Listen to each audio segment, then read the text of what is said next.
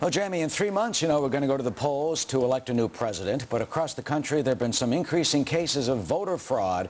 Some consider an alarming rate. Coming up, more on our Fox News voter fraud investigations. There have been arrests, indictments, and some new criminal probes. Well, to our Fox News investigation of voter fraud now. We got a ton of emails after our story on the growing scandal in Alabama. That's where absentee ballots are allegedly being sold for cash, even crack cocaine. That's not the only voter fraud scandal happening in the country right now. Others center on voter registrations of the dead, of criminals, of people who don't even exist. In Milwaukee, authorities have a criminal investigation going on after allegations there that workers for the activist group Acorn, which has run into trouble before, submitted hundreds of fake or false voter registrations. Same thing, same group in Washington State. Acorn workers there went to jail after they submitted almost 1,800 fake registrations, and Acorn's come under fire elsewhere.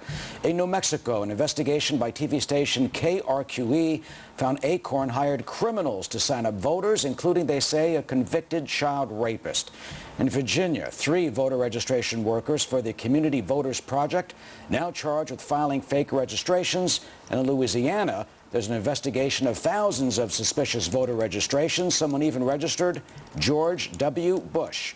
Louisiana Secretary of State Jay Dardenne joins us now. Thank you very much for joining us, sir. What is the problem in your state, and how are you investigating it? Good morning. We are in the throes of an investigation right now about an effort that was underway to register voters in Louisiana, and frankly, we applaud those efforts. We're trying to register voters, but we want to make sure we register eligible voters and that we don't seek to register people more than once. And we are now investigating some efforts that were made that sought to register George W. Bush, 1600 Pennsylvania Avenue in Shreveport, Louisiana, as well as a number of other individuals who did not exist. And our office is presently making that investigation. It's not yet completed. It certainly has not yet arisen to a point where we would say it's criminal, but we certainly are looking at it. Well, some people think it's a joke. They say, well, voter registration's no big harm, but it's a felony in some states, and some of well, it's not well, in some states it is. I mean, and some of your fellow Secretary of States and others are seeing their systems clogged with false, wrong, incorrect registrations. That's exactly right, and that's what I was going to say. It's not a joke. It's very serious business. We have registrars of voters all across Louisiana.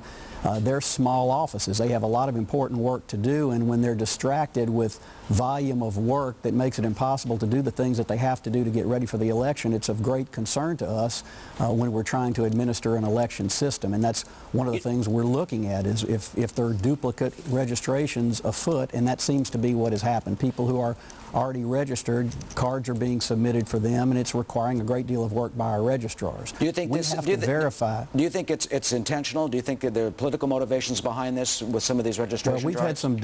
We've had some very candid discussions with the folks who were behind the drives, and they have assured us that is not the case, and they're taking steps to try and correct this. They're not paying individuals based upon the number of cards they submit, which frankly is one of the real concerns we had at the outset. Well, bounty on these cards. Mr. Secretary of State, you've had problems all around the country. Look what's happening in New Mexico, where they had criminals registering people. People have gone to jail for this false stuff.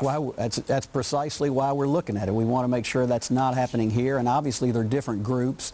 They're engaged in different states, and because one group is doing something wrong, it doesn't mean that every group is doing something wrong, but obviously we're going to look at anything that arises that is suspicious, and we have had some suspicious activity. In fact, one of our registrars of voters actually got a card in his office seeking to register him.